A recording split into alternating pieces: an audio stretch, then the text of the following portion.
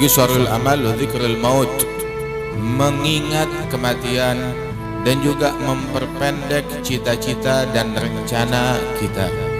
Artinya man tala amaluh sa'a amaluh. Disebutkan bahwasanya barang siapa yang panjang cita-cita, berencana mati masih jauh, kematian masih ntar, hidup masih panjang. Barang siapa yang pemikirannya seperti ini, maka otomatis amalannya akan semakin buruk, akan semakin jelek. Namun barang siapa yang cita-citanya pendek, maka otomatis amalannya dia pun juga akan semakin baik, akan semakin mulia, akan semakin luhur. Saudara-saudara sekalian, kita semuanya berada di momen ini, di saat ini, di zaman ini. Kita kumpul di zaman ini, di dunia ini. Ini dunia umurnya udah berapa ribu tahun. Sejak dari zaman Nabi Adam hingga akhir zaman kelak, itu panjangnya berapa ribu tahun.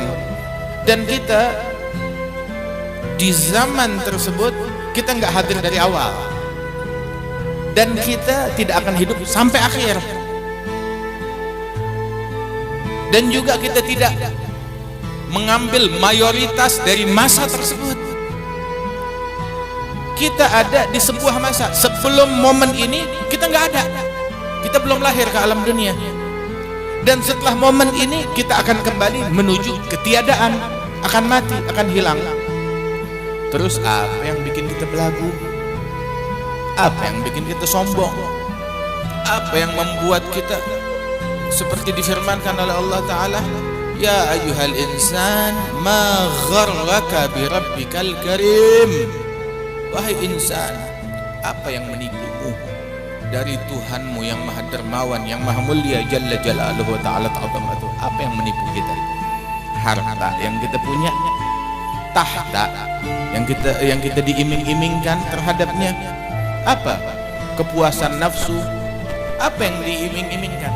Apa yang menipu kita dari Allah Subhanahu wa ta'ala hingga kita melupakan janji kesetiaan kita kepada Allah Ta'ala, pengabdian kita kepada Allah, kita tukar dengan pengabdian kepada selain Allah, kepada nafsu kita, kepada hawa kita, kepada tahta kita, kepada dunia kita. Waliyadzubillah min dzalik. Dan kita nggak tahu finish kita kapan. Berapa banyak orang yang hadir di sini dengar ucapan macam begini, dia pikir masih panjang, ntar ketemu lagi beb minggu depan, nggak taunya besok dia meninggal dunia. Bukan satu, bukan dua, banyak yang kayak begini. Makanya Imam Al-Haddad bilang al-bidar qabla al-fawati innama anta urdatul afati badir al-fawta qabla an taqta'anka duna ma tabtaghi huduful mamati. Buruan, segera sebelum luput. Sebab kita adalah target, kita adalah sasaran. Tahu orang tuh main anak panah, ada sasaran kan? Nah, kita sasaran. Sasaran dari apa? Sasaran dari kematian. Itu anak panah busur kematian tuh selalu membidik kita, dan kita nggak tahu kapan dia lepas. Udah siap dibidik. Kita dibidik oleh busur kematian tersebut. Kita sasarannya. Dan selama kita hidup di dunia ini afat, darul fana, darul ghurur, wazur, ma takhda illa kullu 'abdin, ma takhda illa kullu 'abdin maghrur, man la basirah lah wala ma'uh nur, law kan yubsir la'tabar biman sar, biman ghada lit-turbi wal magabir, min al-asaghir wa min al-akabir, wal hashr wal ba'th ba'da al-maut lil mahashir, fariqun fil jannah wa fariqun fil nar. Imam Al-Haddad bilang, ini dunia tempat tinggal yang fana, sebentar habis. Yang panjang umurnya begitu tetap bakalan mati juga. Yang hidup 100 tahun ya tetap bakalan mati, yang hidup 1000 tahun tetap bakalan mati. Walaupun kamu diberikan umur seperti umurnya Nabi Nuh, tetap bakalan mati. Sayyidina Musa ketika beliau berpikir bahwasanya beliau dalam misi dari Allah Subhanahu wa taala, tiba ajalnya dia, datang malaikat maut menyerupai manusia. Langsung datang kepada Nabi Musa, gak pakai ngomong macam-macam, dia bilang, "Ya Musa, saya malaikat maut diutus untuk mencabut nyawa kamu." Nabi Musa sebagai nabi, dibilang begitu sebagian dalam Sahih Bukhari, marah, digampar itu malaikat maut. Ada di Sahih Bukhari. Maksudnya tugas saya belum selesai. Ini menurut dia datang, nggak ada berita, nggak ada kabar, mau cabut nyawa, ditempeleng, digampar, sampai disebut matanya itu keluar, lepas. Ketika digampar oleh Nabi Musa, sebab dia dalam wujud manusia. Kemudian kembali kepada Allah Ta'ala, "Ya Rabb, Engkau mengutus aku kepada hamba yang benci sama kematian." Ini saya sampai digampar. Maka Allah Ta'ala bilang, samperin lagi Nabi Musa, kali ini kamu minta izin sama dia, bawa tuh kambing atau banteng, hampiri kepada Nabi Musa dan bilang kepada dia, ya kalau engkau mau, ya usapkan telapak tanganmu di tubuh kambing atau banteng ini, setiap selembar bulu yang tersentuh oleh tanganmu aku tambahkan umur 1 tahun. Terus Nabi Musa bertanya, ya terus setelah 1 tahun, oke, saya lalui, dapat 1000 lembar, dapat 2000 lembar. Tsumma madza? Setelah itu apa? Tsummal maut. Setelah itu mati, tetap ujungnya tetap mati. Maka Nabi Musa bilang, "Idzan faminal an." Kalau begitu dari sekarang saja, katanya Nabi Musa. Wahai manusia yang umurmu pendek, kematian setiap hari itu malaikat Israel, sebagaimana dia berkunjung kepada Nabi Musa, dia datang ke kita tiap hari. Sebagaimana dalam riwayat itu malaikat Israel tiap hari datang melongok muka kita sampai 70 kali.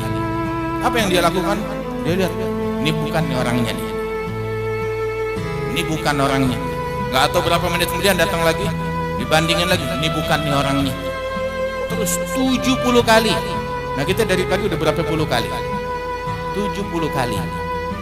Nah ente sekarang tiap hari didatengin sama orang yang mau membunuh kita, bagaimana kira-kira?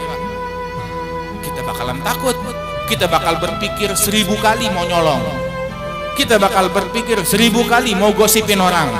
Kita bakal berpikir 1000 kali mau ngatain orang. Kita bakal berpikir 1000 kali untuk berkata perkataan yang tidak baik. Kita bakal berpikir 1000 kali untuk mendengki, membenci, menghasut. Kita bakal berpikir 1000 kali untuk ngotorin hati kita. Lah, kematian bisa datang kepada kita kapanpun. Kita bakal berpikir. Makanya kadang kita ngelihat orang maksiat enak aja, ngomong semaunya, mendengki seenaknya. Ini orang bakalan mati apa kagak ya? Dia nggak tahu malaikat Israel lagi ngebandingin wajahnya dengan yang ada di list. Waliyadzubillahi min dzalik. Ada ghaflah, lalai dari Allah Subhanahu wa taala. Makanya tuh kan dibilang al-kayyis, orang yang cerdas, orang yang pandai, orang yang dikumpulkan bersama para syuhada itu yang ingat kematian. Dia tahu, dia menghitung saat-saat kematian tersebut, nafas demi nafas. Apalagi sekarang umur kita udah berapa? Orang dulu kalau udah masuk usia 40 tahun, tahu apa yang mereka lakukan? Kasurnya digulung, diikat, nggak dibuka lagi. Kenapa? Udah nggak ada waktu buat tidur, saatnya kematian. Udah udah tiba medan kematian tuh, nah itu udah tiba. Nggak ada waktu lagi buat ngobrol, nggak ada waktu lagi buat berkongkow, nggak ada waktu lagi buat senang-senang. Lah, salah. Kematian udah dekat. Al-Imam Al-Ghazali wal Imam Sya'rani itu dalam kitab mereka menyebutkan, menukil daripada ucapan para ulama, bahwasanya setiap nafas itu berharga. Tetapi nafas dan hitungan menit dan detik setelah usia 40 tahun 1000 kali lebih berharga lagi. Sampai tuh orang tuh kalau udah usianya 40 tahun nggak berubah wataknya. Usia udah 40 tahun tetap aja masih demen menghasut orang. udah lewat 40 tahun masih demen mendengki, masih perangainya buruk, masih aja gampang sumbu pendek terpancing, apa aja mau ngomel, mau marah-marah, masih aja berperangai buruk, masih aja wataknya jelek, masih ada ngomong yang ngawur, berbuat yang nggak baik. Sampai usia 40 tahun dia masih tetap tumbuh dalam perangai yang buruk tersebut, sampai mati nggak bakalan berubah.